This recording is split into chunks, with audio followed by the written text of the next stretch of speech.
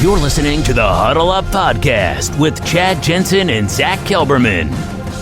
Join Broncos Country's deep divers at milehighhuddle.com and sound off.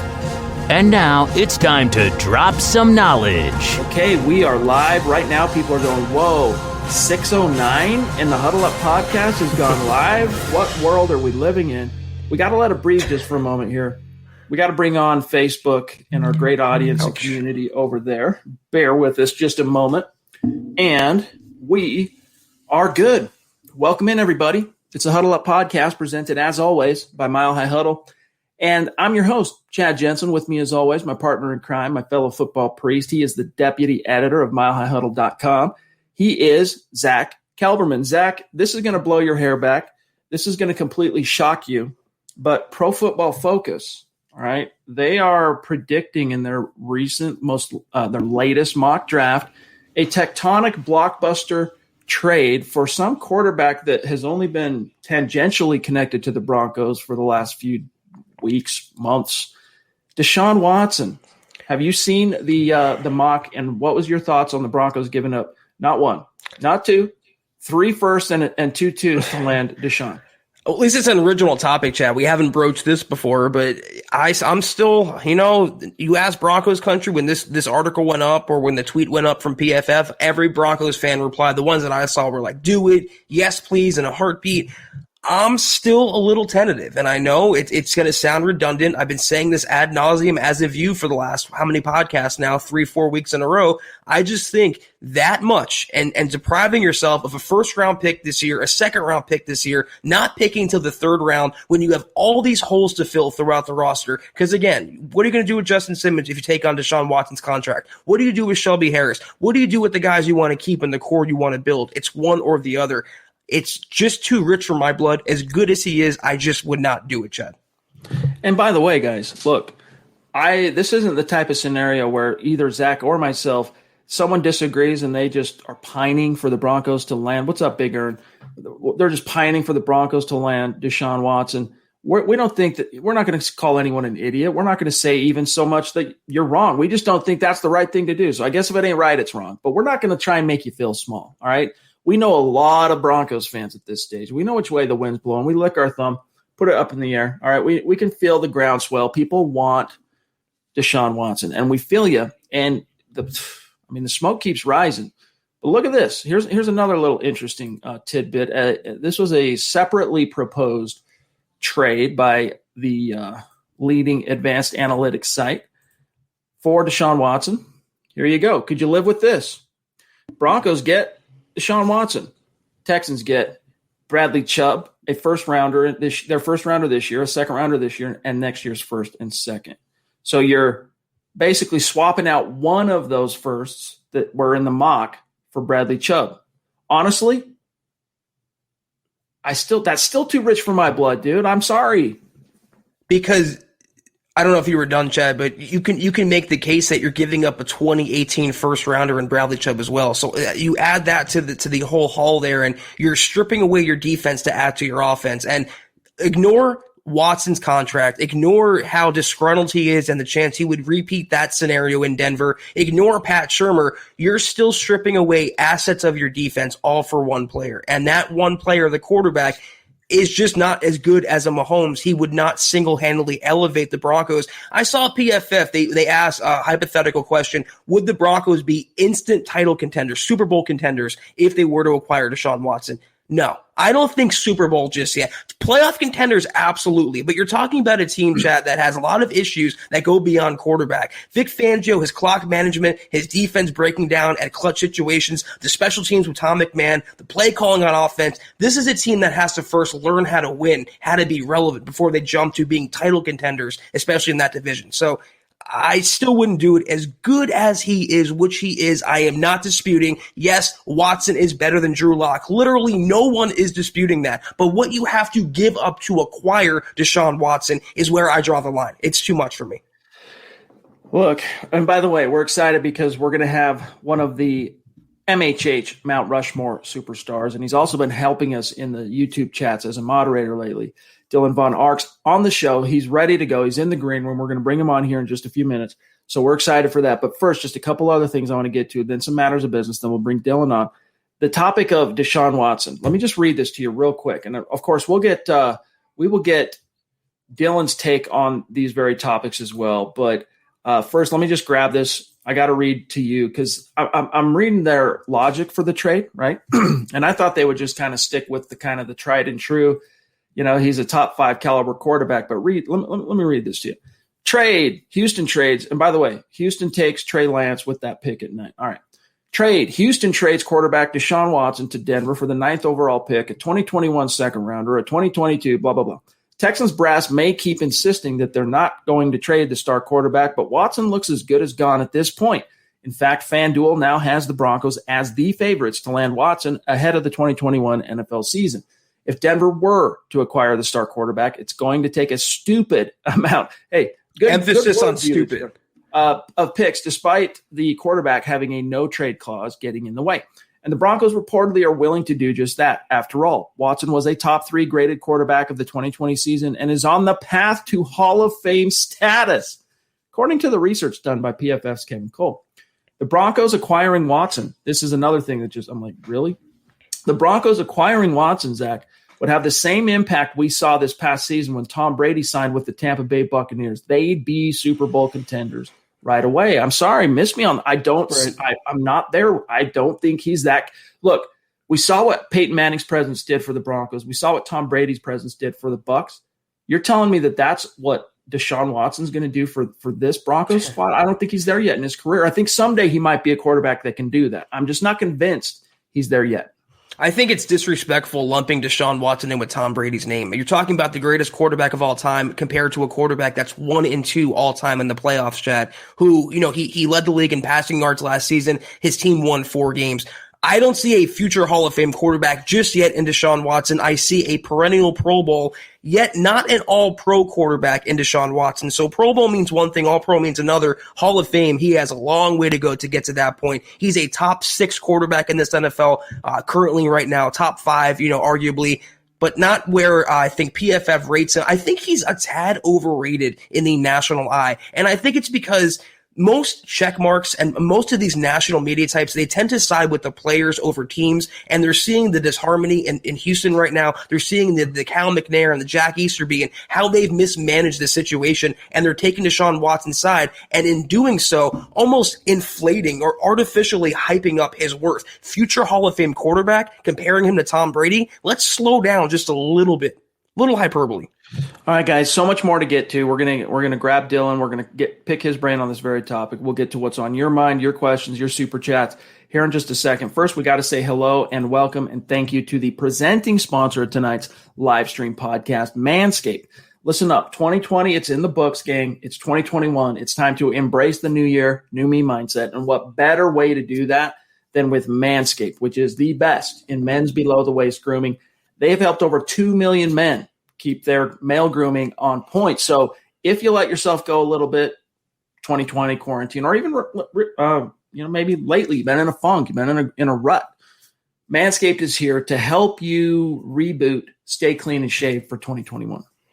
Yeah, I actually used this earlier today. I didn't do a full shave, as you can see. I know my box is kind of small there, but anyone who maintains a beard, you like to keep it nice and straight, at least mostly straight looking. I know we're not professionals, but this allows you, especially with the light and with the ergonomic grip, to get in there, you go against the mirror, and you make it as straight as you can, and you can really fine-tune the points of your beard, the points if you want to shave your arms, your neck, your chest, if you go to the gym, if you go to the beach, if you go out in public with or without a mask, no matter virtually or in person, you need to feel good about yourself and look good. And I keep saying this every time Chad's holding up the crop mop. I'm always showing off the lawnmower and the weed whacker. I promise you guys, Manscaped, every single product, they do not miss. If you want have any semblance of interest in male grooming, Manscaped is the way to go. I promise you.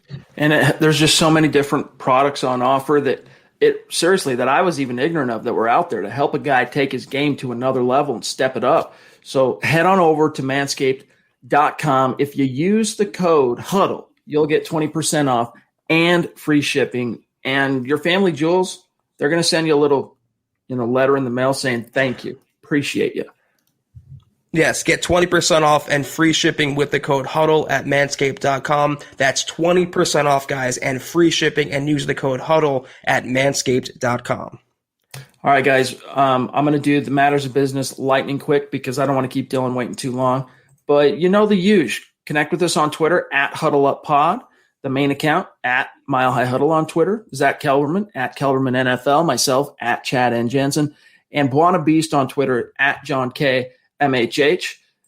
Head on over to Facebook, click the big blue button on the Mile High Huddle page that says Become a Supporter.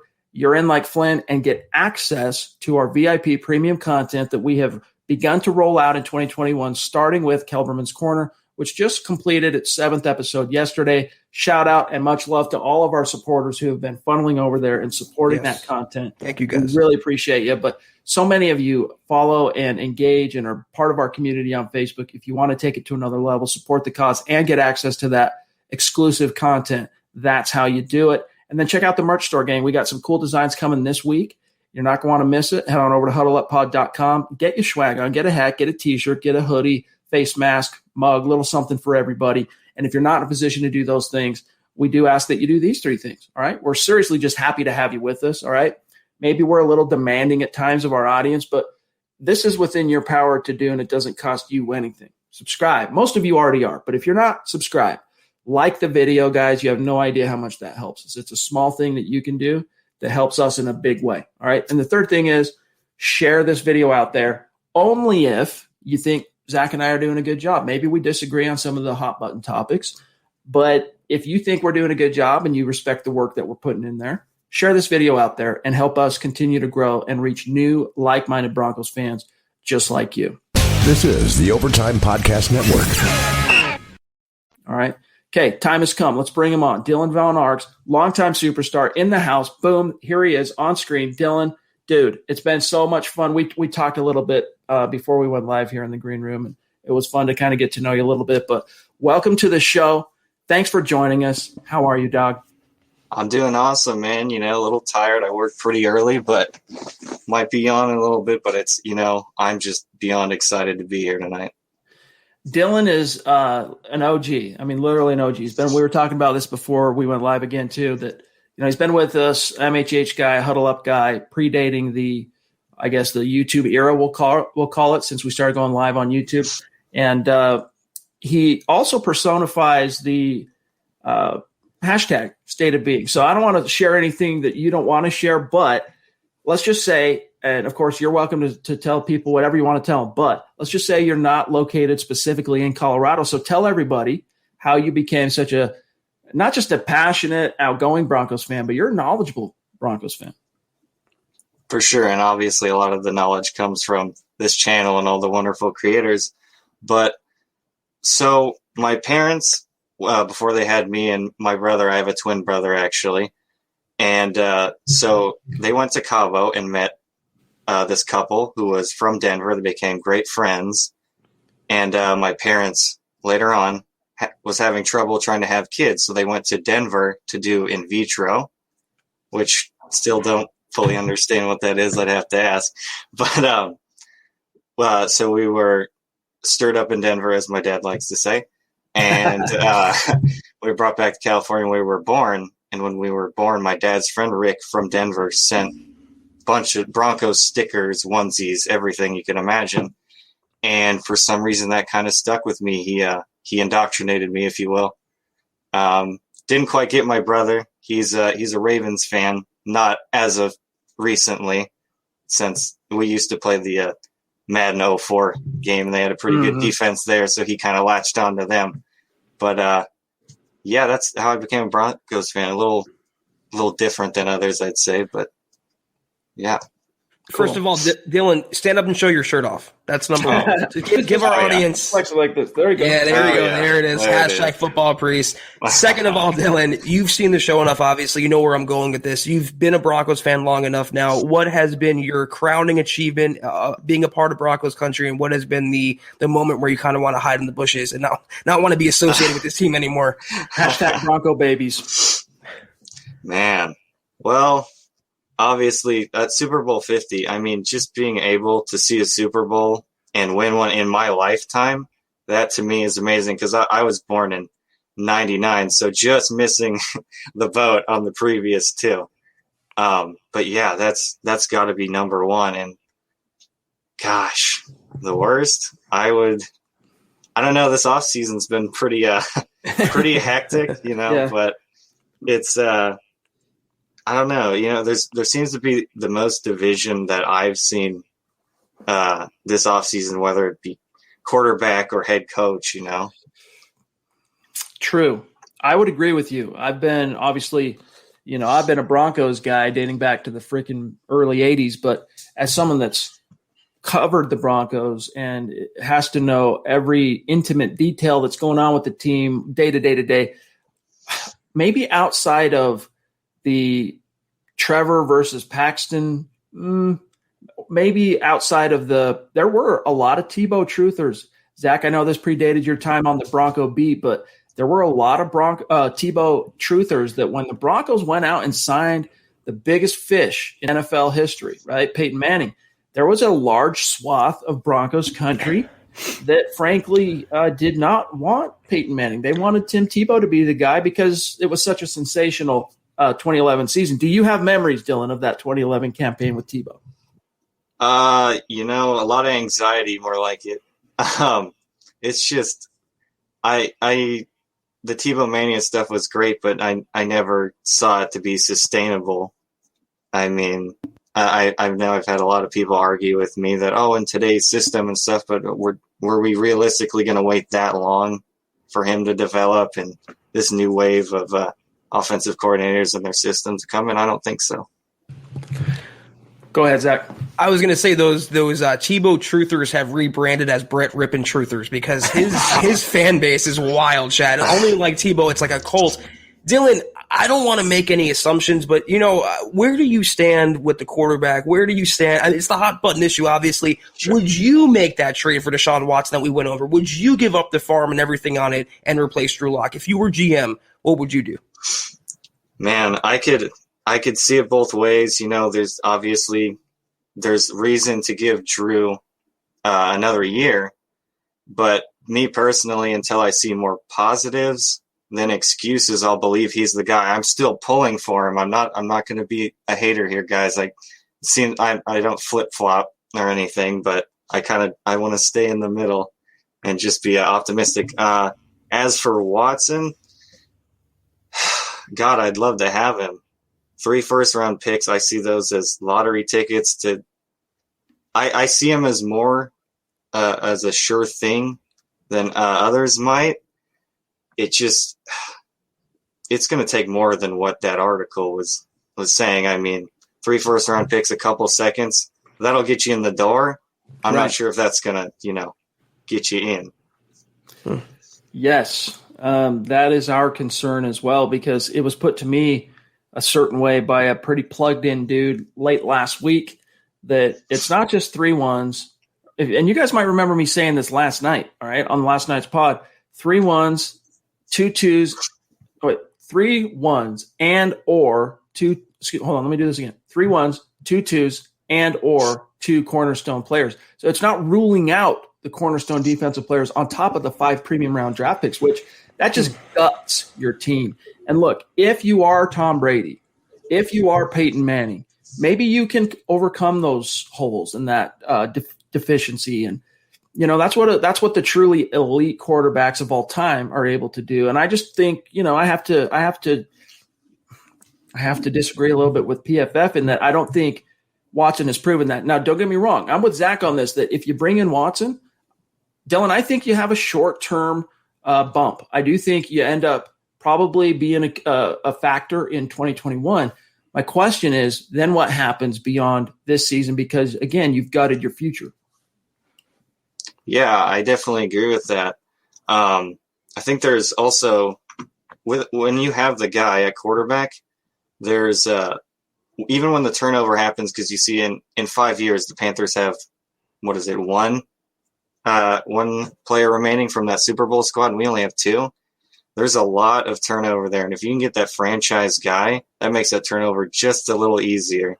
But obviously giving up that capital, it's hard to say, can you first round picks are important, but I believe teams are built through the second, third rounds and beyond, because you get one first round pick sometimes too, but just depending. But yeah, I see the concern for sure.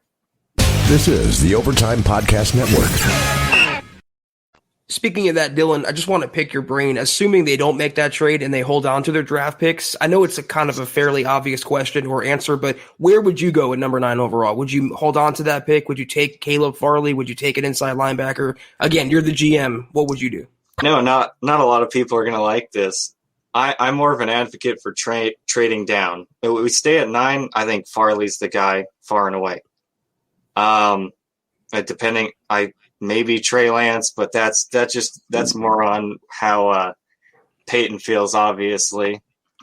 But I'm more of a proponent of trading back, just because I know he likes, to have more darts to throw at the dartboard. I could see, like trading down. Ideally, I would like to try and get someone like Azeez Ojulari, or maybe Eric Stokes, and then you could, depending on what capital you get, say you get another second or third round pick, that's just another edge, or maybe even a second corner you could take to add depth to this team, because we're just desperate at corner at this point. Let me ask you this, Dylan. And by the way, I agree with you. Tip of the cap to, teams teams that win the draft are the teams that don't necessarily, draft rock stars in the first round, but the teams that win second, third, fourth, fifth, sixth. I mean, look at the 2015 Broncos as a prime example of this, right? Starting center who had played at a Pro Bowl level, Matt Paradis, 1 year removed from being a 6th round pick. All right, let's look at the defense. Malik Jackson, I almost said Malik Reed. Malik Jackson, a couple years removed from being a 5th round pick, starter on defense. Danny Trevathan, a couple years removed from being a 6th round pick. Brandon Marshall didn't get drafted by the Broncos, but got drafted by Jacksonville in the mid rounds.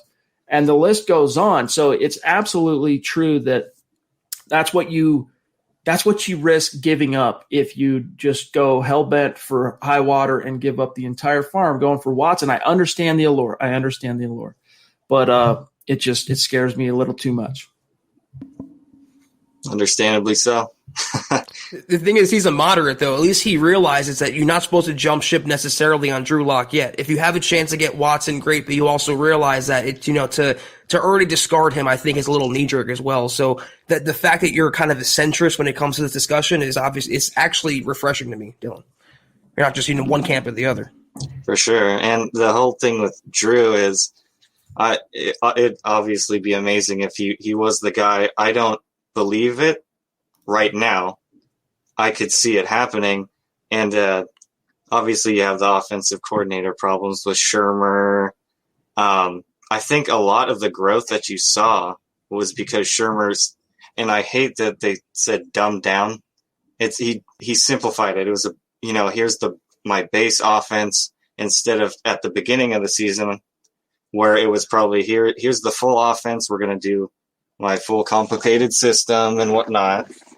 You just get it simplified and bare bones, because that's what the offensive coordinator should do. If your quarterback's struggling, your young quarterback, strip it down, keep things simple. And we saw that from around the Dolphins game on. I think that's where he decided, maybe I should take it a little more seriously. You got a young quarterback, Amen. We got Christy, the queen of MHH, jumping in with a super chat and a message. She says, awesome job, Dylan. Thanks for being a great Broncos fan. And, of course, everybody knows Christy, but shout out to the queen.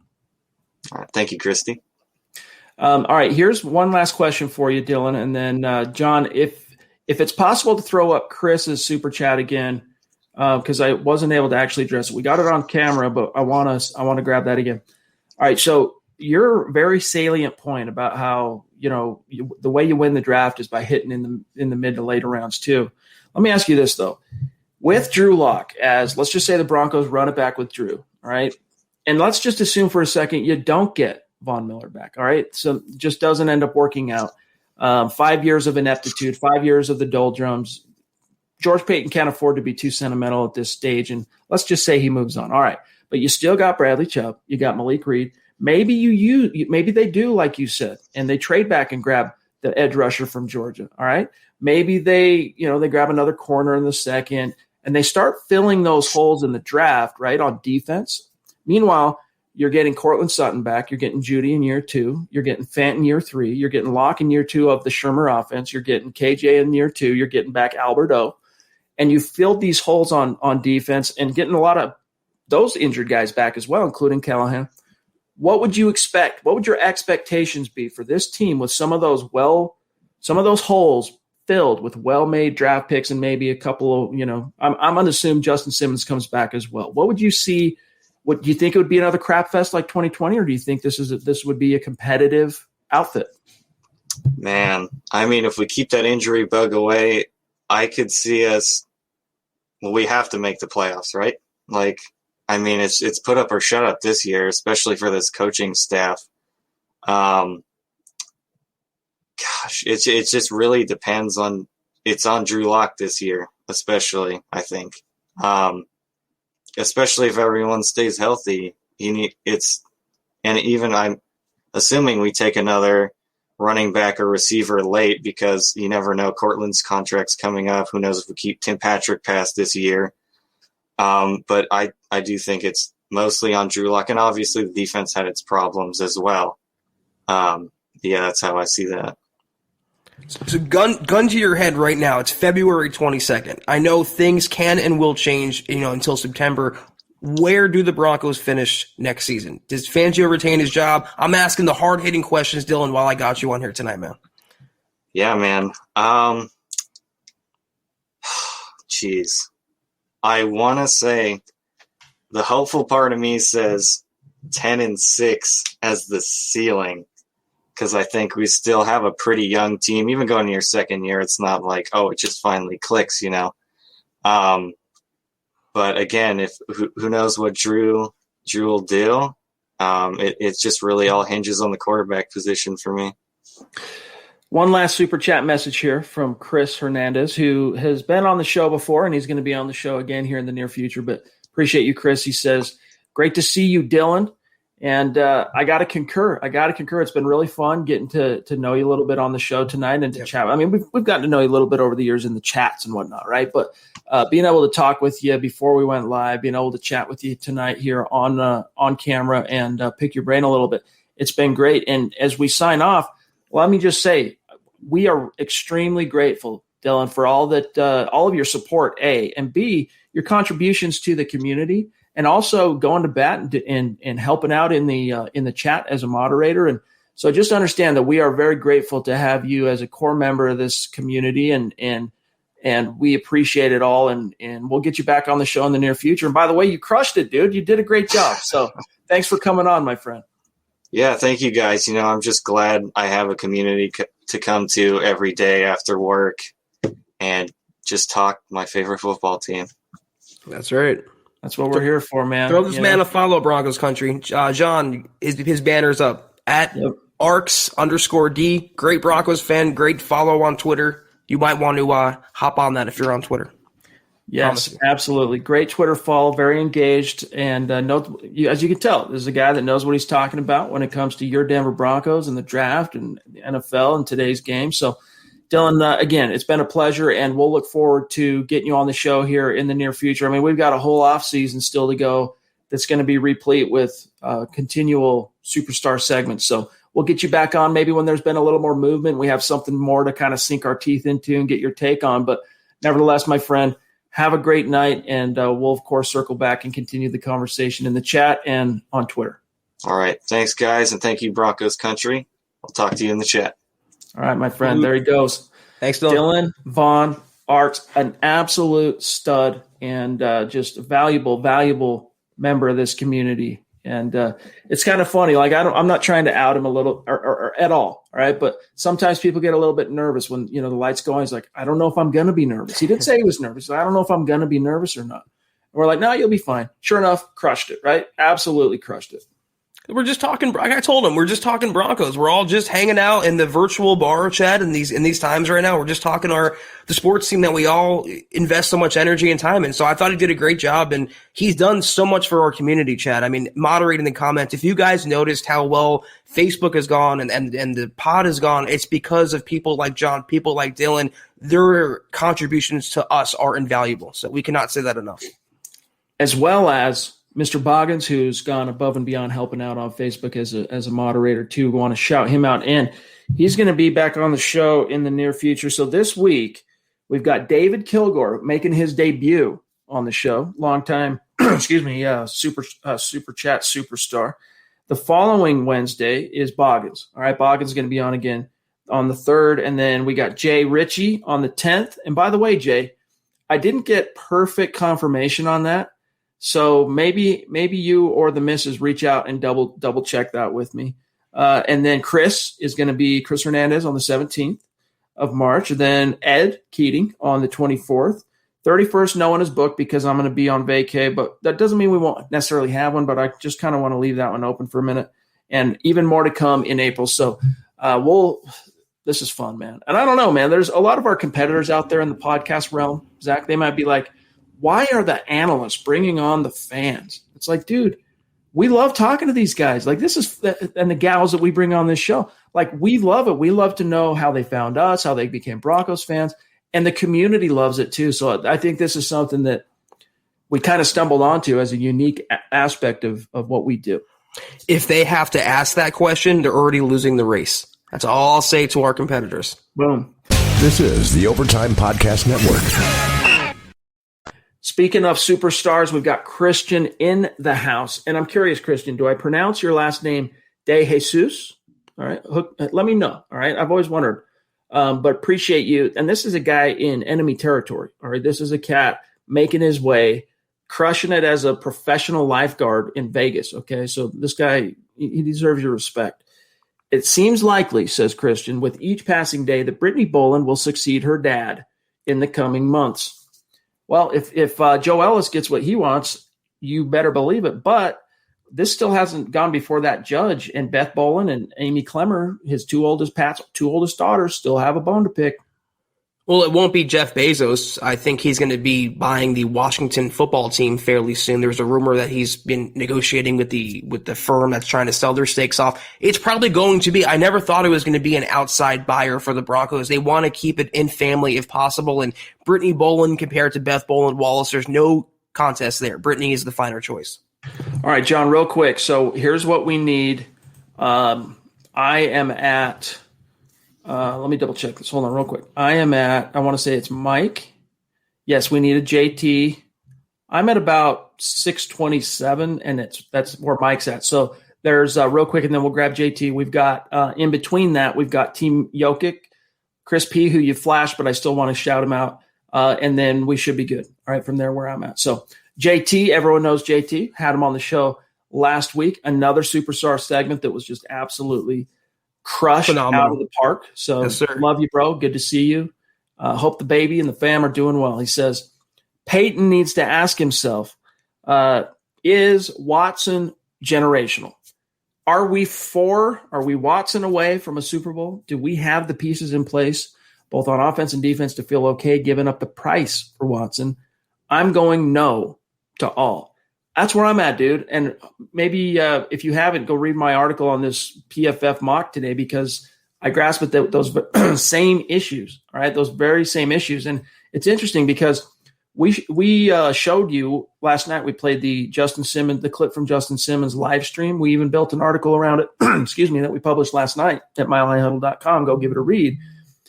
Justin Simmons was about to call him, Watson, a generational talent, but he stopped himself, Zach, here. He went, he's a and then he moved on to a different thing. I don't know why he chose to stop himself there, but is he a generational talent? I think Patrick Mahomes is a generational talent. Watson, not there yet. For me, I'm not willing to quite call him that, although he is a good young QB. I mean, there's a lot to love about this dude. It's not like if the Broncos did land him, they're getting some kind of chopped liver. I mean, this dude is a star. He is a stud. And by the way, what up, Cody? Does generational, is that synonymous with Hall of Fame level talent? Because to me, Deshaun Watson's not a Hall of Fame level talent. I think he's a top 5 quarterback. I'll say it again, but is he a Mahomes? No. Is he a Manning? No. And I just think his worth overall is a little inflated because of what he's been put through in Houston. But generational talents, Chad, aren't just 1 and 2 in the playoffs. Generational talents lift their team despite everything else past a 4-12 record. And I know it's going to be misinterpreted. Everything I say is about Deshaun Watson. Unless you praise him and get on your knees, then you're bad and you're in the wrong.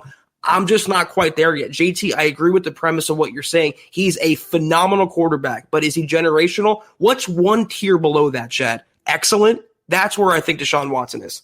I think that's fair. I mean, look, if he was that guy, why didn't he take a bottom 10 team like the Texans last year? And why weren't they more of a force to be reckoned with, notwithstanding all their holes, right? Because if you are that force to be reckoned with, if you are the tide that raises all ships, what makes you think he couldn't do it in Houston in 2020, but he could do it in Denver? Oh, well, it's just a different team. And there's some truth to that. This is not I think the Broncos are a lot more, they're better positioned, let's just say, from a talent perspective, especially on offense, for a guy like Watson to step in and that offense just rocket into the stratosphere. But defensively, they have some pieces. They have the Chubbs. They have the Simmons. We'll see. Vaughn, we'll see what happens there. But Houston had some defensive pieces last year as well. I mean, kind of more sparsely sparsely situated there, but nevertheless, there are more similarities between the 2020 Texans and the 2021 Broncos than people, I think those fans who are just pining and hoping against hope, are willing to acknowledge that. That's what I was going to say. It's like, you can't say he's led Houston to division titles and all this playoff success and then exonerate him for only being 1 and 2. If he was that good, despite the coaching, despite everything else, he'd have a better record overall. And we're only focusing, and this is why his worth is a little inflated this offseason, is everyone is focusing on the dumpster fire that the Texans became. But a few years ago, they were not a dumpster fire, Chad. They had J.J. Watt, they had Deshaun Watson, they had DeAndre Hopkins. They had talent on both sides of the ball, and they were a perennial contender. It's just that Deshaun Watson never got him over the edge, even in his prime, or even in the prime of the Texans, the previous regime. So again, he is amazing. He's a phenomenal quarterback, but generational, I think I would stop just short of that.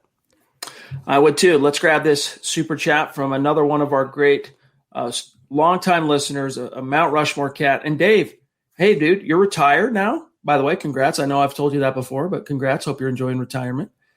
We've never had you on the show. So if you'd like to come on the show, you reach out. You know how to get a hold of me, and we'll set up a time. Well, we prefer Wednesdays if at all possible, but if not, we can, just like tonight with Dylan, we can work around it. But reach out, my friend. We'd love to get to chat with you a little bit. But he says, Watson can't win with what the Broncos would have to give up, especially with the current coaching staff. Yeah, I mean, look, and someone came, by the way, again, thank you, Dave. Someone came at me over, what was it, on YouTube? I think it was a comment on YouTube that I'm hating too much on Vic Fangio, or I'm not giving him enough love and respect. And look, I think for what it's worth, Zach, Vic Fangio is, I've been pretty consistent on this, okay? This is not like new. Vic Fangio is one of the top 5 defensive minds in the NFL currently, bar none. All right, top 5. He's there, all right? But is he a top 5 head coach? 2 losing seasons tells you no. We already know the answer to that. Why? Why isn't he a top 5 head coach? Well, we've seen it, the problems with juggling the game day decisions, the in-game decisions, some questionable coaching firings and hirings, some questionable player decisions too, like the weird way that Drew was handled in his rookie year, the weird back and forth with Bosby. Some of the players that were allowed to continue seeing the field despite constantly stepping on their own, what, with a guy that was perceived to be as good, if not maybe better, waiting in the wings that he could have stepped in. Just a lot of stupid little things that over time have contributed to him not being that top 5 head coach. But I'm not completely off Fangio either in terms of saying he couldn't become that. Like, most human beings, we learn through trial and error. All right. You learn way more by failure than you do by success, believe it or not. All right. You might hear that at, Anthony Robbins seminars, but it's true. All right. You learn more from failures than you do success. And if that's the case, Zach, I mean, by this point, 2 years in, Vic Fangio has a PhD in head coach NFL. So at some point, you would hope that would serve him as the Broncos head man. I think he's flunking his PhD for NFL head coach. He's closer to a bottom 5 head coach than he's a top 5 head coach. And you pair that with a bottom 5 special teams coordinator in Tom McMahon, a bottom 5 offensive coordinator in Pat Shurmur. What is the allure? And if Deshaun Watson does come here, and he would sign off on it, but the Texans have to agree to the trade as well. If he's shipped here and the Broncos don't go on to have success, if Fangio coaches smaller, Pat Shurmur, God forbid, continues to be Pat Shurmur, what is stopping Deshaun Watson from doing the same thing he's doing now in Houston and doing in Denver and forcing his way out in a few years? There's no guarantee. Just like first round picks, it's a lottery, you never know what you're going to get. There's no guarantee that Deshaun Watson is going to lead the Broncos to a title or even a division crown. He did it one time in 2019. Incidentally enough, the AFC South at that time wasn't as strong, and that's when Andrew Luck retired from the Colts. So I'm not going to say it was an easy path to a division title, but he's done it once. To call him generational or lump him in with Tom Brady or Patrick Mahomes is hyperbole, and to me, an inflation of his own worth. Yeah, it's a bridge too far. It really is. Team Jokic, Christian in the house, has become a bona fide superstar, and quick too. I mean, Christian came out of he's I don't want to say left field, but he came out of nowhere, so to speak, like so many of our great superstars have over the years. Zach, they go from being listeners to boom, and then they're active in the community, boom, then they're superstars. But Christian, it has been great to have you. We appreciate your support, and it's been cool as well to connect with you on Twitter. He says, I hate all the holes in the defense narrative by only Zach. Only me. I'm year. the only one that ever brought that narrative up. Hold on. Only by Zach. Last year, our DVOA on defense ranked 14th overall with half our defense on IR with Watson. We will still have an elite offense and an above average defense. I think listen, Zach, that's a place where Fangio deserves some credit because his coaching acumen was, as a defensive guy, was able to cover some of those holes.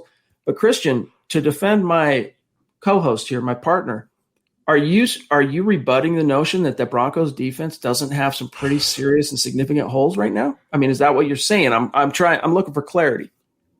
It's not my opinion. It's not a myth. It's not a theory. It's not some conspiracy against, Deshaun Watson or the Broncos. They have various holes throughout their roster. And even if they re-sign Shelby Harris, they're probably going to cut Terrell Casey. They need defensive linemen. They cut AJ Boye. Bryce Callahan's no guarantee. They need inside linebackers. They need help on every level of the defense. They need help on every level of the offense for the most part. Again, would Deshaun Watson be good in Denver? Yes, of course. Is he a good quarterback? Yes. But is there any guarantee? I see this in the comments as well. And real quick, ML, nice to see you. Keep hating. I appreciate you. There's no guarantee Deshaun Watson will be here for 10 years. There's no guarantee he's going to lead them to a title. So it works both ways. I'm going to always poke holes in both sides of the argument, Chad. There's a middle ground to fall on here. Indeed. Quick shout out to Cody for the stars. All right. To Brad Murdoch, also one of our supporters. By the way, Cody, consider becoming a supporter, my friend, and get access to Kelberman's Corner and other VIP content. We got Charles as well. Thank you for those stars. We do appreciate you. A lot of supporters in here. Drew, love. Hey, man, next step, become a supporter. Appreciate you, dog. Real quick, because I should probably start doing this more often, Zach, in terms of we've tried to find a way because, unfortunately, with StreamYard, you can post super chats and put them on screen. Star comments on Facebook at this point, there isn't a way to do that. And so this is maybe the best workaround. But Drew, thank you for those stars. That's a 3-week streak. Really, really appreciate it, my friend. And then it wants to kind of freeze. Hold up real quick. I'll come back to a few, but appreciate each and every one of you on Facebook. Let's grab here Mike Evans. And by the way, Mike, our correspondence, I'm going to be touching base with you tonight. So look for that email. Appreciate you. Bonafide superstar. Got the stadium in the background. Huddle Up podcast t-shirt. He's Mike Evans. Would you recommend to George Payton, asks Mike, to keep or cut Jarrell Casey? And how would your advice impact the future of the D-line? Appreciate y'all. That's a really good question, Zach. You start on this one. I think we differ on that a little bit. I think you would be more inclined to keep Jarrell Casey at a reduced salary, where I'm more inclined to kind of cut bait and Put that money and those resources toward paying Shelby Harris, drafting defensive linemen, replenishing through the draft. You have some veterans there. You have to add some youth as well. There's a reason why, and I was maybe ignorant or blind to this at the time then because I thought it was such a steal for Elway to get a 5-time Pro Bowler for a 7th-round pick, but there's a reason why a 5-time Pro Bowler went for a 7th-round pick, and he showed that last year that he's entering, I believe, the back nine of his career, Jarrell Casey. He's just not worth his money. I don't think he's ever going to be the star he once was, and again, I put those resources toward #pay Shelby. Yeah, I would be interested in keeping Jarrell. But I don't think the level I'd be interested, or Peyton for that matter. We'll see. I could be wrong on this with Peyton, but I'll just speak for myself. I don't think the level, by the way, Chris P, appreciate that super chat. He says, you're doing a good job. Thank you, my friend. Share this video out if that's your opinion. But I'd be willing to pay him like $5-6 million if he wanted to stick around on a contract like that. But because he is a 5-time Pro Bowler, even though his teeth are getting a little long, right? He's getting some gray in that beard. I think he'd be more inclined to say thanks, but no thanks. I'm going to test the market based on my resume. I think I can get more than that, at which point I'd say, peace out, catch you later. Shelby Harris, here's your multi-year deal. So it's not for me a complete no or non-starter for that matter. It's just, it definitely would be conditional, Zach, no doubt about it. I think he'd want to play for a contender too. The only way he's going to take less money is for a team that's going to let him compete for a title. And, again, those resources you'd save from cutting him, it wouldn't just be Shelby Harris. The money you have left over can go toward Justin Simmons. You can pay other people on the roster. That's what I would do. I would want to get younger at that position, not get older. Gary, thank you for the stars, my friend. That's a 4-week streak. Dude, you are crushing it. Drew, again, with a 3-week streak. Appreciate you guys. All right, let me see where we're at here. And by the way, Christian, no hard feelings, dog. I mean, that's one of the great things about this community and being a part of a community. It's like being a part of a family. Sometimes you're going to disagree. Sometimes you'll go at it a little bit. It's like my teenage sons. Man, if you didn't know any better sometimes during the day, you'd think these two were arch enemies, right? And then they sit down at the dinner table at 6 o'clock or whatever. And, how's your day? Oh, cool. Yeah. What about this chick in school? They start talking like they're like their brothers because they are. That's how it is. So we might not always see eye to eye, but just understand that we do love you. So let me see where we're at here. We are at 46 minutes, so we got a little bit of time. We're good, but we do kind of keep this one tight because I got an event that I gotta take care of this evening, and so let's grab this one from Chris, and then I want to grab one here from Leroy on Facebook. Blue Raw, no, it's okay. Throw him back on, John. Where'd he go? There he is. He says, thank you, Chris. He says, I watched some film on Malik Reed. I'd be content with letting Vaughn walk. I wouldn't be the happiest, but I'd be okay with it. Zach, obviously you're ready to jump on this one. Go ahead. No, I mean, I was going to say it's a hot take alert, but I think I'm higher on Malik Reed than you are. I don't rank him that high where I'm willing to let Vaughn walk, and I'm comfortable letting Vaughn walk because we have Malik Reed. I'd rather have him as an option with another guy platooning or behind another guy. He's a great number 3 outside linebacker to have, a great pinch starter, but not a guy that you let a perennial Pro Bowler, Hall of Famer, future Hall of Famer walk away from because you have him on the roster. They can get more out of him. I mean, he was an 8-sack guy last year? Led the team. Is that what he? I mean, he could be a 10-sack guy with a better season. You always want to have those guys, but do I see a multi-year starter, a linchpin to Bradley Chubb? I'm not quite there yet. And a lot of people, because, Shaq never got 8 sacks in a single season in Denver, all right? And he played on some phenomenal defenses, right, as a Bronco. And so people go, well, Malik Reed could be the next Shaq Barrett. Maybe. I'm not ruling that out. I don't see it. I see Malik Reed as a very, very, very limited edge rusher. I think in a perfect world, he's your 3rd or 4th guy. He's not your linchpin that you go to war with and just, rest on your laurels saying, we got Chubb, we got Malik, we're good to go. In the same way that you would if it was, we got Chubb, we got Vaughn, we're good to go. So if you did move on from Vaughn, it's good that you have that experience now and a veteran that has shown he can produce in the league, all right? But he's not there yet, especially as a run defender. And seriously, a lot of those rushes that Malik Reed, those sacks, I should say, that Malik Reed got in 2020, Zach, so many of them ended up being coverage sacks. I mean, even for Chubb, by the way, a lot of them were those coverage sacks. It's not like Von Miller in his peak and at his prime and what most people think of in their mind's eye when you hear the name Von Miller, of a dude straight winning his one-on-one, whether it's bending the edge and blowing by the tackle or winning on a power move inside. You didn't see that type of just straight up taking a man, moving him against his will, and winning the rep from Malik or Chubb, which is why I think we were a little bit surprised Chubb got the Pro Bowl, but still hats off to him. We're stoked to see Chubb get that PB. Yeah, and the thing about Vaughn and even Shaq Barrett to an extent is they were better against the run than Malik Reed is. When you said limited outside linebacker, he's a decent pass rusher, but he's not great against the run. So he's a rotational guy in a best case scenario, a starting guy in a worst case scenario. But think of this. If one of those trade scenarios went through, the Broncos are looking at starting Malik Reed at outside linebacker opposite who? If they get rid of Von Miller and Bradley Chubb, it's Malik Reed and fill in the blank. That's not a great situation to be in. No doubt about it. All right, let's grab this from Leroy, one of our dedicated listeners and members of our Facebook community. Appreciate you, Leroy. He says, go with Locke if the other teams are not in the sweepstakes to get Watson. Trade for him next year. By then, Fangio and Pat Shurmur will be gone, and Peyton can bring in his own head coach. What do you guys think? That's probably the plan. Yeah. I still am of the opinion I'm more inclined to run it back one more year with Drew. And like we talked about when Dylan was on with us, invest right now in the draft in filling your holes, do also in free agency. I mean, you got to get Simmons back. You got to get Harris back if you can.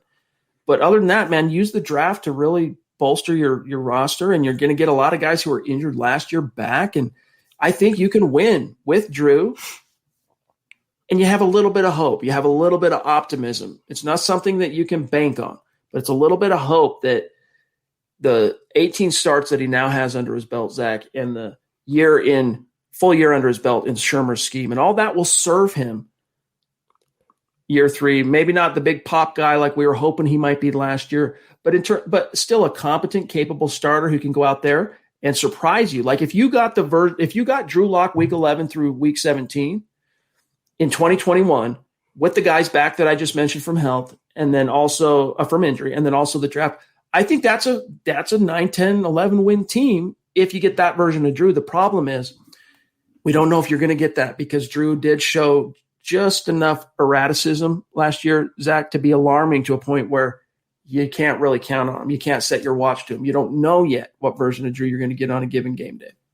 I know it's not fashionable or favorable right now or popular to say status quo is going to reign supreme in Denver this season, but that is exactly what it's looking like, and barring a blockbuster trade that we've never seen before in the NFL for Deshaun Watson. It never made sense to me, Chad, that a first-time general manager would come in and be stuck with a lame duck head coach, and that's what Vic Fangio is. Unless he makes the playoffs, he will be fired. You have a lame duck offensive coordinator, maybe a lame duck quarterback. It makes no sense to have those factors and bring in Deshaun Watson on top of all of it. So I got a comment here from Tyler. I'm not going to pull it up, but he said Watson won't be available for trade next offseason. He will be traded before that. That may be true, but we didn't know Deshaun was going to be available this offseason a year ago. You don't know next year who's going to be up for trade. It could be Russell Wilson. It could be, Aaron Rodgers. We don't know yet, but run it back with Drew. Run it back with the coaching staff. If it doesn't work out, Peyton has the autonomy, which he will, and execute it to fire everyone out of the building, pink slip everyone, and start over with his guys from the coaches to the quarterback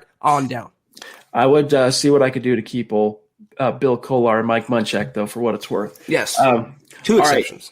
Right. Real quick before we grab Levi, John, as we approach the 53-minute mark, after Levi, we need Willie, Anthony, Rogue Theory, John, James, Dahane, and then one more Levi, and then we're good to go. And we got to keep this one kind of tight tonight, guys, because of my schedule, so apologies on that.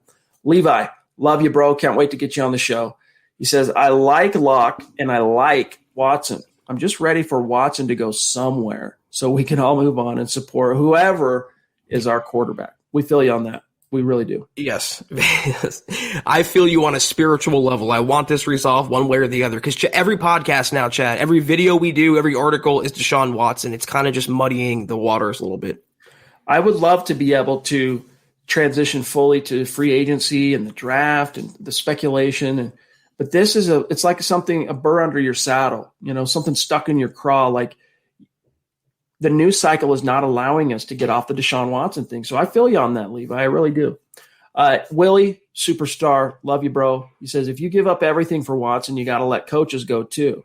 We won't be competitive a year or two, but better be ready year or two or three at the least. Excuse me. If you give up everything for Watson, you got to let coaches go too. I'm not sure what he means by that. Yeah. I don't know. Well, with Philly, though, in terms of, I think year one, again, if you do land Watson and you're George Payton, I think because of some of the guys that were hurt last year that you're getting back, there's a good, better than average chance that you'll be a factor in 2021. But then I worry about what comes next in 2022 and beyond, because you just gutted your draft war chest, for lack of a better term. Real quick here. Go ahead, Zach. Real quick, you make that trade when you're going to win a title in a year or two, not to be competitive in a year or two. If they wait that long and they make that trade, Deshaun Watson will do the same thing he's doing in Houston in Denver. Dylan, by the way, jumping into the chat to say, quarterback allows consistency when there is roster turnover over 4 or more years. The real question is, can you keep a good team together while you find that QB?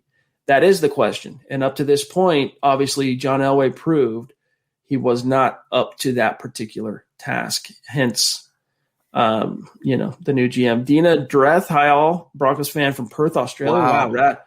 Good to see you. Appreciate you. What time is it there? It's like the next day, isn't it? It's the next day. It's like Wednesday by now. Thank you. Wednesday. Yeah. Anthony Baldelli, appreciate the super chat. Connect with us on Twitter. With Watson, you're not just losing draft capital. He also carries a big cap hit. Good point. Not this season, but next. If Locke pans out, he's not going to be as expensive. Well, that's a good point, Anthony, but it still ends up being pretty close to Six's proposition, because if Locke works out, depending on how you define Locke working out, let's just say emerges as a top 15 quarterback. Let's just say that's pretty – almost everyone could agree. What's your version of Locke working out? Top 15 quarterback. All right, cool. Well, this is year 3. By this time next year, the Broncos are going to have to start thinking about an extension. And if he is a top 15 quarterback, guess what those quarterbacks cost now? $30 million at least. Year. Yeah. So, and rising. It is what it is. But that's a problem. It's like you hear that phrase, it's a good problem to have. Almost every GM would love to have that problem, where you're figuring out how to keep your top 15 quarterback and pay him $30+ million to be competitive. It's a Gottman league. Didn't we, to the previous question about Dylan, though, that he asked, to keep a good team competitive until you find a quarterback, I know it may be a little of a stretch, but didn't the Bucs just do that with Tom Brady? They fielded a defense that took down Mahomes. They needed a quarterback to get them there, but there's big examples of a lot of teams. The Ravens, for example, until they got Lamar Jackson, even the Titans until they got Ryan Tannehill in the lineup. You can keep a competitive winning team until you find that franchise quarterback, but Drew Lock, we just don't know what he is yet. Is he bottom 5, top 10, top 15? That is the question. We're not advocating because he's Drew Lock and he deserves immunity to be the quarterback forever, but we want to see what he is. We want a concrete answer before we judge one way or the other. Well said. One of our newer friends, one of our newer superstars, Rogue Theory, Josh in the house. Good to see you, bro. He says, sorry I'm late, guys. Out and about this afternoon, just showing some love. Keep up the good work, guys. No more Watson talk for me. Hashtag lock and load. Love it, dude. Appreciate you. John Houston, James, and Dayhan. John, and then we're current with where I'm at. While you're pulling those up, let me grab – oh, you got John. See, this producer, Buona Beast. All right. John, thank you, my friend. Really appreciate your support over the years. He says, imagine trading the farm for Watson. 3 years of first-round picks, then we lost for 2 years due to massive holes, and then he wants out of Denver. Did it once. I know. I feel you. What do they say? And again, I'm not attacking his character. I'm making a reference to him as a football player. But what do they say about cheaters, Chad? That they'll always do it again? Right. They do it to you once, or if it happens to you once, never get in bed with a cheater because you'll get cheated on. And that's the same thing that they'll do, that Deshaun Watson, if they don't win here in 3 years, what is stopping him? Especially with his contract. He doesn't have a 10-year deal like Mahomes. His contract is coming up in a few years. And if you align his contract with a losing record or lack of playoff success, it's going to get ugly in the Mile High City. Well said. James Moss jumping in. Thank you, my friend. Good to see you in the chat tonight. Appreciate your support. He says, young coaches have more success because they're innovative and can adjust to players. Old coaches stuck in their ways will not win. They can't let go. I feel you in a general sense, James, but Wade Phillips is a good example of a older coach that figured out how to vibe with kind of the new school. You know, when he came in, he was a chewed up and spit out 3-time NFL head coach, if you count his interim status in Dallas. Or was it interim? No, he was head coach. Either way, he was old news. He was an afterthought. In fact, John Elway and Gary Kubiak wanted Vance Joseph, the secondary coach of the Cincinnati Bengals, to be the defensive coordinator in 2015. But the Bengals blocked him. And so they said, well, hey, Coob's like, hey, look, I have a working history with Wade. So do you, John. Let's bring in Wade. And it just happened to be, boom, perfect timing because that defense was just – all it needed was Wade. So there are some exceptions to that rule, but I do feel you. We got here Levi again. Thank you, bro. He says, if we do release Vaughn, do you think he would be petty and join a team in our division to go against the Broncos? I do. I could see him signing with the Chiefs. That's what he's thinking, right? Chargers. He could join Chris Harris Jr. there. He has Herbert. I mean, I could see him joining the Chargers and being, listen, we have a young quarterback. I'm back with Chris Harris Jr., kind of rekindling the gang, getting it back together. But I don't know. I don't see him playing in Vegas, though. I don't see him playing for the Raiders. I think he does naturally hate them. The Chiefs, though, with Von Miller, that'd be a double whammy for Denver because I think he still has gas left in the tank. And him providing that gas to the Chiefs, not a good situation. Yeah, I could see it, though. And as much as I hate the idea, you see it all the time. I mean, Chris left Denver, went to L.A. There are countless examples of players when they defect from their original team, and the reason why is those opposing GMs and head coaches, they're used to scheming against that player twice a year. And so they know how valuable they are. And so they end up being the ones more interested oftentimes. Dehan jumping in. Thank you for that very generous super chat. He says, I think the only way Watson comes to Denver on draft day is on draft day, and if a QB is still on the board at 9 that Houston wants. If Watson only wants San Fran or Denver, he won't go to the Jets, Finns, or Panthers because of his no-trade clause. I feel you on the no-trade thing because that's one thing that I questioned last night, Zach, during one of our conversations. Appreciate the shout-out, Albert, for Kelberman's Corner. I don't understand the allure of the Jets. I can understand the allure of the Dolphins because there are some pieces there. And the coaching staff, I mean, they earned my props last year. Carolina, miss me on Carolina. If I'm Deshaun Watson, the only thing that makes me somewhat interested in Carolina if I'm Deshaun, Zach, is the division is lacking a true juggernaut, especially if Drew Brees does retire as expected. That's a good point. Yeah, I didn't consider that. He'd have some pieces on offense, too. If they don't trade McCaffrey in that deal for him, they would have 2 great wide receivers, an offensive mind, and Joe Brady. It's very creative. And he tends to gravitate toward that, Chad. That's why you're questioning about the young coaching staff in Salah. He had a coordinator, Deshaun Watson, in Houston this year named Tim Kelly, a young, innovative mind. And that's one of the reasons why I'm kind of arguing against the Denver trade because he's going to come here and go from that innovation and creativity to ... Pat Shurmur. And all those other teams listed for him have creative minds. If it's between Denver or San Francisco, there's no question to me at all. No debate. John, I literally had just turned to the chat to begin typing Edward, and then boom, it flashed on the screen. So that means we're sharing a brain. Booyah. Appreciate you, Edward. And as I mentioned earlier in the show, we are looking forward to having you in a couple of weeks' time. So really appreciate your generosity. He says, let them hate, Zach. I agree with you. Watson might do the same to the Broncos as what he's doing with the Texans now. Keep up the good work, guys. Denver Broncos for life. Appreciate you, Doc. Thank you. Yeah, it's a concern. It's a concern. You know, you got to worry about it. Mr. Castillo, and I apologize, we got a rapid fire from here because I do have to go. Love you, Mr. Castillo. Connect on Twitter. He says, how important are first rounders outside of the top 10? Anyway, name more than one on the team on their second contract, not a top 5 player named Vaughn, and more than 2 that made all pro in the last 10 years. Or if we're just keeping it with Denver. Okay. Well, the top 10 outside of the top 10.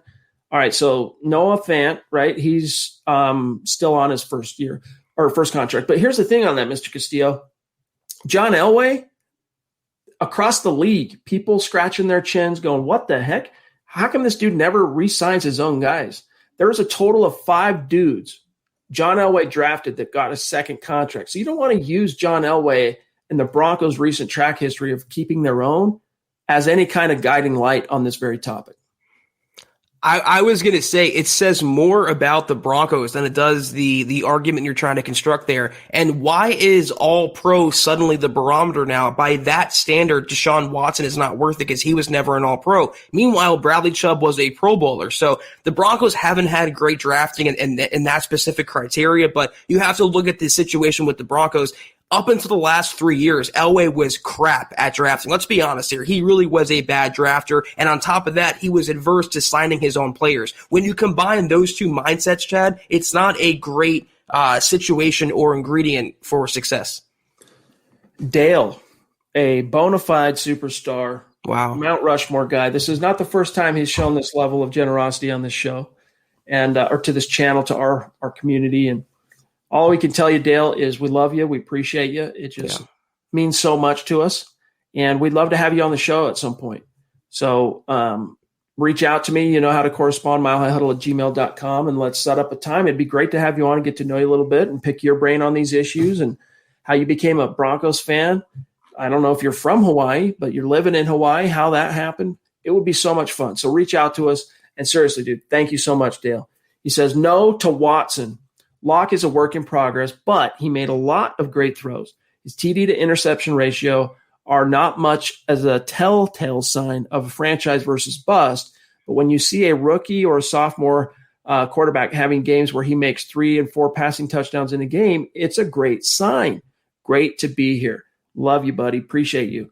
It's interesting because, and here he goes on. Wow, thank you again, Dale. By the way, you can check the game logs of all the greats versus the busts. Fact check that. All right, I'll check it out. I'll definitely check it out. Yeah. It's interesting you bring up touchdown to interception because, Locke gets dragged through the mud and clowned for being amongst the league leaders in interceptions, Zach, right? But we're not talking Jameis Winston, who, half of his TD-INT ratio completely inverted. Drew did throw one more touchdown than interception last year. All right. Wow. Thank you, Dale. Love you, bro. Smash the like button. Appreciate it.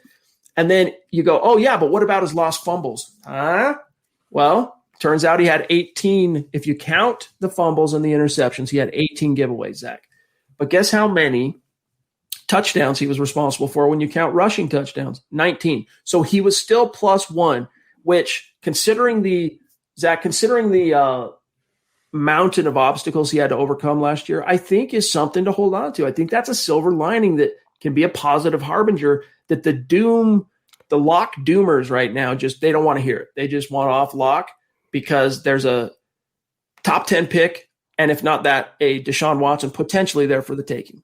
And the Locke doomers all have the one commonality, and that's glancing over the box score and looking at the box score as their god, as the all-knowing barometer of success, where if you looked at the box score, you look at a game like the Patriots game where his receivers dropped pass after pass after pass. If you look at the games and you watch the Broncos like we do, Chad, you would notice the offensive play calling was not at all in tune for what a young quarterback like Locke should have been through last year. The pandemic, the injuries, the offensive line play. There were so many factors that go beyond the stats and beyond the stat sheet. And if you look at that objectively, you would see that he's not a bust yet, nor is he the franchise quarterback. The truth is in the middle, which is where Locke is. But Dale's point, and again, Dale, reach out, let's get you on the show, is that there's enough there. There have been enough signs there to run it back one more year with him at least, to say, look, let's try this again with all of his weapons and with one more year in the scheme. And I agree with you on that. Chris P., thank you, my friend.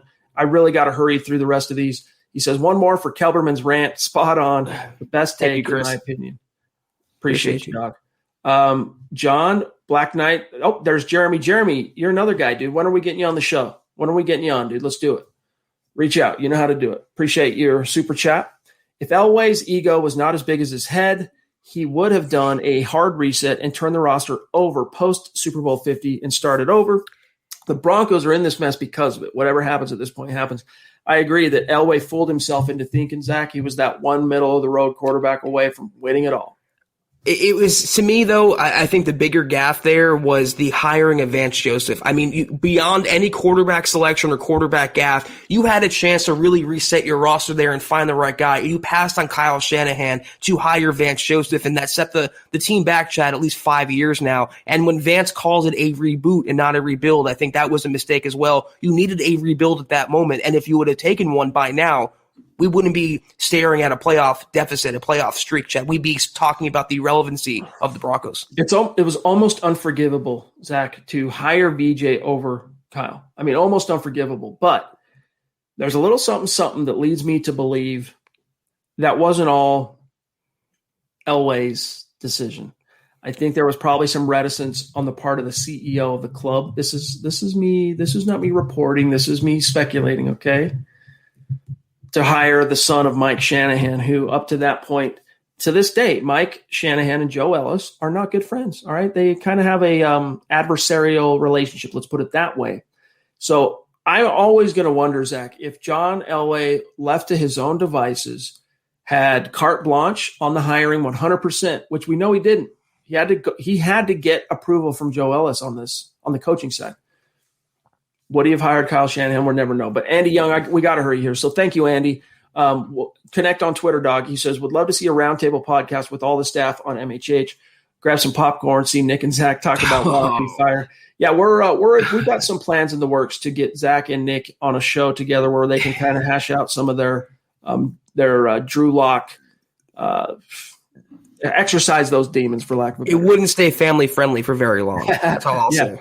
Maybe we'll put it on like Patreon. Yeah, we need pay-per-view. Forget Patreon, Chad. We're charging like $65. We're about to throw hands, Nick and I, over Drew Lock. WWE. Dennis Woods, thank you, my friend. This is the last one, then we got to go. So thank you for that super. He says, appreciate you guys so much. I learned a lot from you both. And Dennis, by the way, as well, if you want to come on the show, I mean, you've been with us a long time. You've been supporting the show a long time. As a superstar, we'd love to get you on if you're interested, and don't get too, overwhelmed with all you need is, do you have a smartphone? If not, or do you have a tablet or a laptop? All right. From there, that's all you need. We'll take it from there. And it's pretty painless for you. So if you want to if you'd like to come on the show, reach out. We'd love to have you on. So, all right, guys, that's got to do it for tonight's episode of the Huddle Up Podcast. Thanks and big love to Dylan for coming on the show. Mile high salute to that superstar. Really appreciate you. We'll get you back on again. That was a ton of fun. It was great getting to know you a little bit there.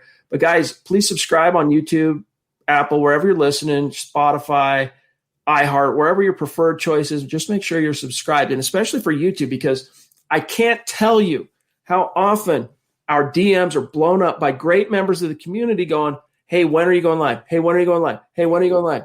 Well, look, you don't ever have to question for two reasons. One, it's the same time 7 days a week, 6 p.m. Mountain, 8 p.m. Eastern, all right? Two, even if you forget that, that's okay. If you're subscribed on YouTube and you click the bell, your phone will notify you the second we go live. So make sure you do that. And please, guys, before you dip out, like this video. It helps us tremendously. It's a small thing that you can do to help us in a big way.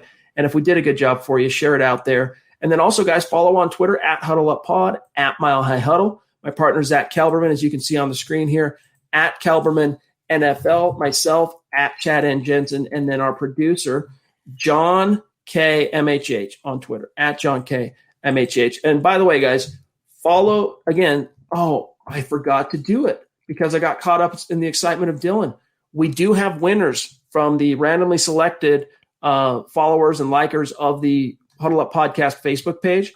We'll put a pin in that till Wednesday. We'll announce that on Wednesday. If you want to get in on that, you want to enter yourself in to win some swag, I just put the link in the description. Go follow the Huddle Up Podcast Facebook page, and you'll be entered to win. But other than that, Zach, hey, we're off tomorrow night, so have a great start to your week, bro, and we'll circle back on Wednesday with a superstar segment from David Kilgore. And I know you have to go. I know you're in a hurry, so I'll keep it brief. We'll see you guys on Wednesday, 6 o'clock Mountain, 8 o'clock Eastern. We're going to be back on with that. And also, hopefully, more news, Chad, with the franchise tag window opening tomorrow. Maybe some Simmons tidbits to talk about. We'll see you then. Take care. And as always, go Broncos. You've been listening to the Huddle Up Podcast. Join Broncos Country's deep divers at milehighhuddle.com to keep the conversation going.